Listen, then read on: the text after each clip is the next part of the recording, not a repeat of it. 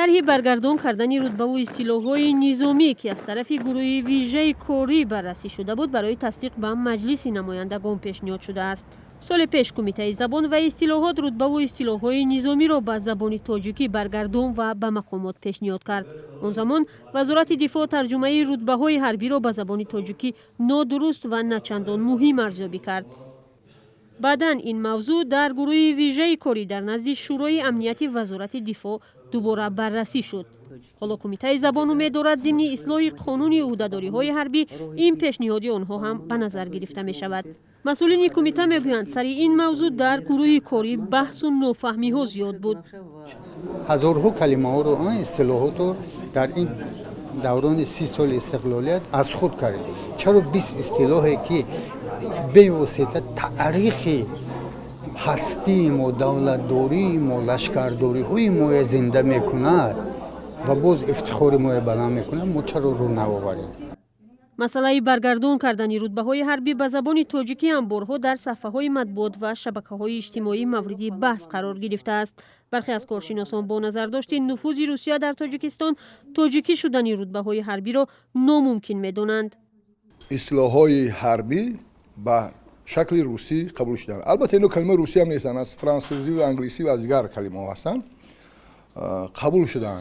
برای همین هم من باور ندارم که مثلا این رتبه ها و این ترمینه های حربی رو با زبان تاجیکی و با زبان فارسی ترجمه کنن. خیلی کس هم خیلی قبول میشه، زیرا اینا علاقه مدتی زیاده از 100 سال در خون و پوست ما جایگیری شده هستند. اندیشه های ما در سمت حربی روسی است، لباس های ما روسی است. جانبداران پیشنهاد کمیته زبان و اصطلاحات برای تاجیکی کردن رتبه و فرمانهای حربی هم خیلی زیادند. تاجیکان قبل از روس‌ها و بعضی همسایه‌های ما که در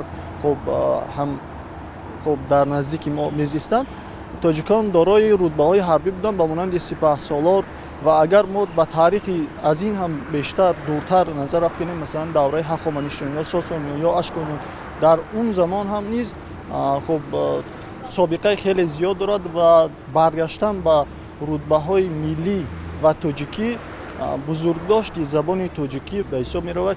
با این وجود برخی از دانشمندان تاجیک بر این باورند که به تاجیکی تبدیل کردن اصطلاح‌های حربی که 100 سال اخیر رایج هستند مهم اما خیلی مشکل است. اگر آنها زبان رو می‌دانستند با کلمه سرهنگ ایراد نمی‌گرفتند و باز تمسخر نمی‌کردند که سرهنگ این هنگ.